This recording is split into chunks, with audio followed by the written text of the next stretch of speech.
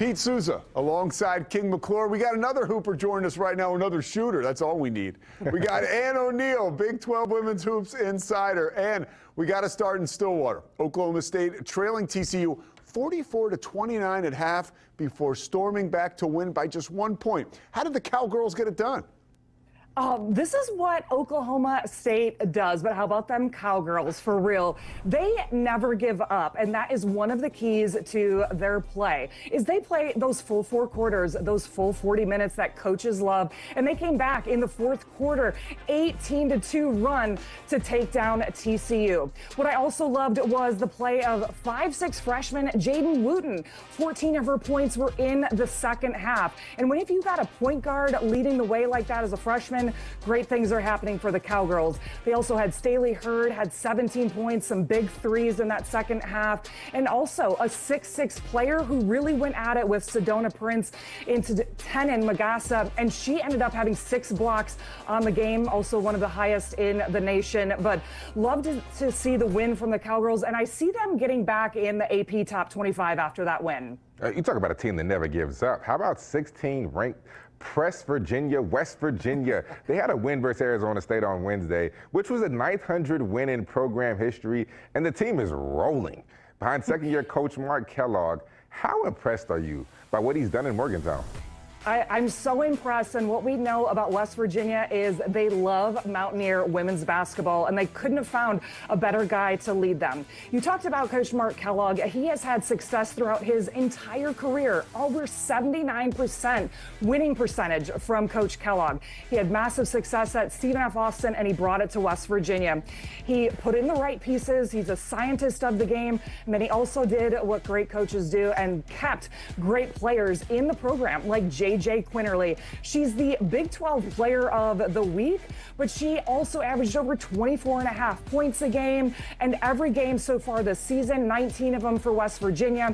She's scored in double figures, just somebody who can get it done. And I also want to give a shout out to Kaya Watson. She's one of those players who impacts across the stat line, and against Iowa State, she had a double-double, a player at 5'10", who's somebody you want on your team. So the Mountaineers, West Virginia, and Coach Kellogg, they bumped up to 16, and that was the highest jump in the AP poll for women's basketball. I see them to keep climbing. Yeah, you mentioned that retention, right? A huge part of the winning puzzle in today's version of college basketball. How about Kansas State? All-world center Ioka Lee goes down with the foot injury last week against Arizona State. What's the latest news out of Manhattan on her?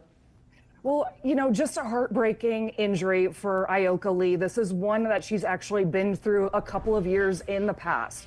The one thing I can say is when you've been through an injury, you know you can get back up on your feet again. So they're hoping to have her back for postseason play.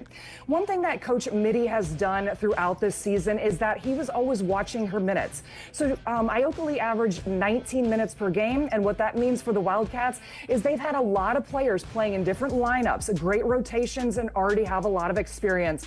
And they're led by one of their best point guards in the nation in Serena Sundell. She leads the nation in assists at 7.5 assists per game. She leads the Wildcats with 13 points per game.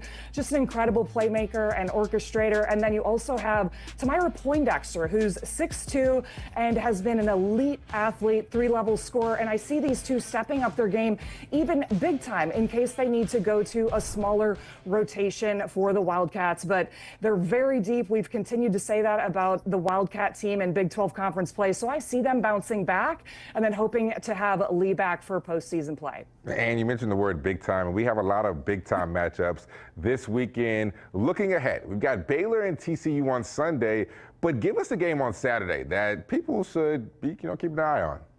I love that rivalry game between Baylor and TCU. I will be watching that one. And along with this rivalry game, even one that came from the Pac-12 years ago, Utah and BYU. And that's going to be on ESPNU. So set your clocks for that.